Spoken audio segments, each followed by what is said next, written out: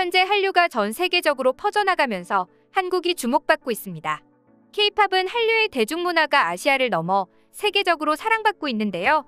그뿐만 아니라 이미 해외에서는 드라마나 영화들도 함께 흥행길을 걷고 있죠. 그 나라의 문화 예술적 영향력을 가리켜 소프트 파워라고 하는데요.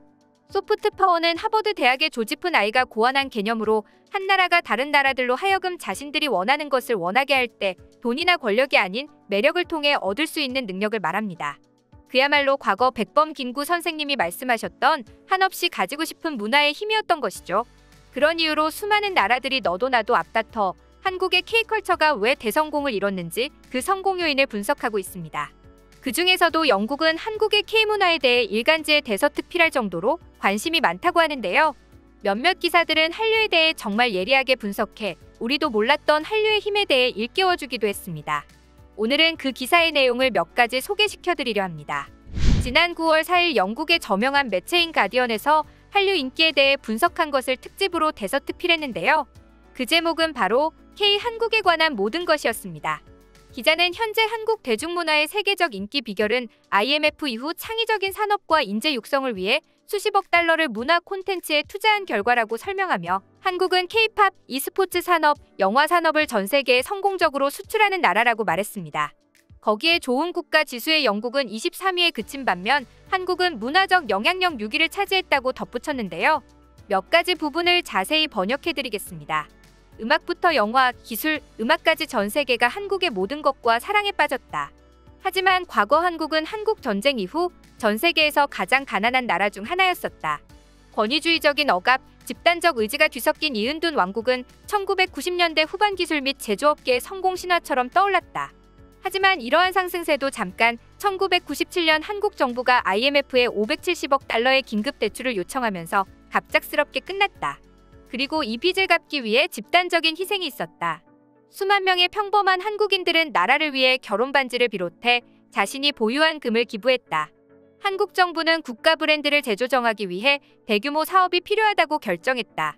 IMF 위기 이후 대통령은 한국의 창의적인 산업과 인재를 육성하기 위하여 수십억 달러 상당의 민관 투자 펀드의 지원을 받아 새로운 문화 콘텐츠 사무소에 돈을 투자했지만 이 노력은 일본 문화 수입의 홍수로 충격을 받았다. 하지만 한국은 J-팝과 J-무비가 퇴색할 때까지 자국에서 문화를 키우는 것에 집중했다. 그리고 싸이의 등장은 영어권 세계에서의 한류 기폭제로 나타났다. 한국의 래퍼 싸이가 2012년도에 발표한 이 곡의 뮤직비디오는 유튜브 조회수 10억 회를 달성한 최초의 유튜브 영상이 되었다. 그리고 K-팝 아이돌의 아시아 차트 점령을 시작으로 엄청난 성공을 거머쥔 방탄소년단에 이르기까지 전 세계 구석구석 영향력을 넓히고 있다. 가수 엘비스 프레슬리 이후 팝 아이돌을 향한 10대의 사랑이 이보다 열렬할 수는 없을 것이다. 한국 정부가 둔 신의 한 수는 이러한 사랑이 무기화될 수 있으며 국가가 이익을 얻을 수 있는 힘이 될 수 있음을 인식했기에 나온 것 같았다. 그리고 세계 요리계에서 거의 주목받지 못했던 한국 음식이 이젠 미슐랭 가이드에 선정된다. 김치는 이러한 혁명의 핵심이다. 김장은 마을 사람들이 모여 함께 김치를 만드는 공동체적 의식 행위로 한국인들 마음속에 독특하게 자리 잡고 있다. 전쟁으로 피폐해진 역사상 가장 혹독한 겨울에 한국인을 구한 것은 바로 김치였다. 심영순 요리연구가는 전국 곳곳을 여행하며 15세기로 거슬러 올라가는 김치에 대한 기록을 가지고 수십 가지의 다양한 조리법을 수집했다. 그는 자신의 정신적, 육체적 건강을 한국 요리의 균형과 섬세함 덕분이라고 말했다. 김치가 건강해주는 이점에 대한 소문은 K-팝과 함께 팬데믹 대유행 동안 세계 꽤 많은 곳으로 퍼져나가기도 했다. 한류가 가장 크게 성공한 곳으로는 영화 업계를 꼽을 수 있다. 할리우드가 점점 더 커지는 마블 프랜차이즈를 반복해서 내는 동안 한국의 영화사들은 1970년대 할리우드가 만들었던 여운을 깊게 만드는 작가 주도적인 영화의 제작 방식을 한국만의 방식으로 다듬었다. 봉준호 감독의 기생충은 오스카에서 외국어 작품으로는 최초로 최우수 작품상을 받으며 변혁을 이루었다. 이 영화는 어떤 종류의 가치를 예찬하는 것이 아니라 불평등, 계급, 빈자와 부자에 대한 날카롭고 공감할 수 있는 오늘날 미국의 주류 영화가 대부분 침묵하는 주제를 뛰어난 현대적 스토리텔링으로 풀어냈다.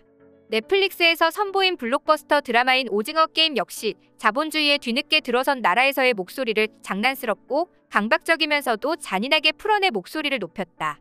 오징어 게임은 넷플릭스에서 선보인 영어 작품이 아닌 드라마 최초로 세계 시청 기록 1위를 차지했으며 넷플릭스가 가지고 있던 모든 기록을 깼다.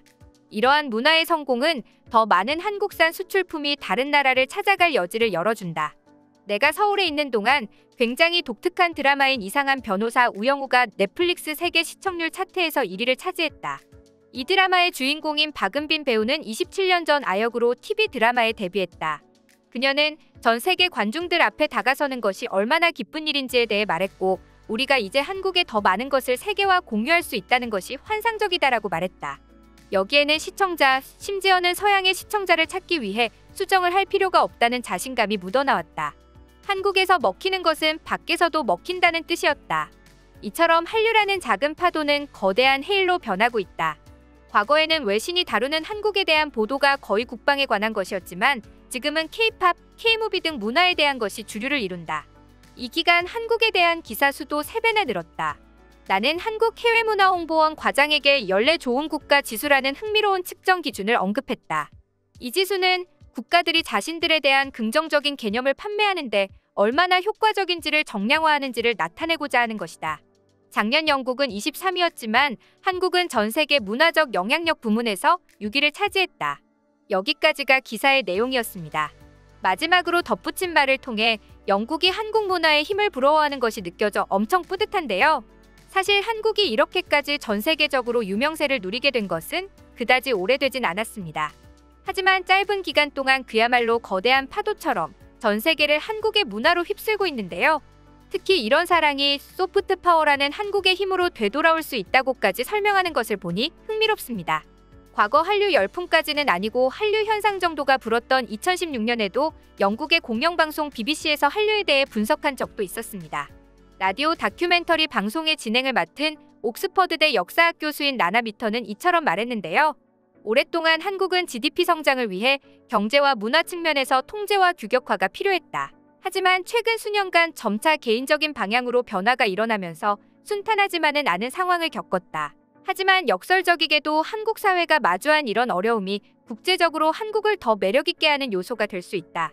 다양하고 거친 측면을 잘 활용하면 한국 문화가 정말로 전 세계적인 인기를 얻게 될 수 있을지 모른다. 즉, 과거 경제적 고난을 극복한 진취성과 역동성, 그리고 틀에 얽매이지 않는 자유로움과 창의적인 국민 정서가 한류의 특색으로 이어져 더욱 성공할 수 있을 것이라는 얘기였죠. 그리고 이 분석은 너무나 잘 맞아떨어졌습니다. 정말로 그 뒤로 한국의 오징어 게임, 기생충, 이상한 변호사 우영우 등 한국의 특색을 담은 컨텐츠들이 그야말로 세계 문화를 선도하게 되었으니까요. 이런 한류 열풍 덕분일까요? 영국의 V&A 뮤지엄에서는 9월 24일부터 영국 최초 한류 기획전 한류 코리안 웨이브를 전시한 첫날부터 매진되어 박물관 관계자를 놀라게 만들기도 했죠.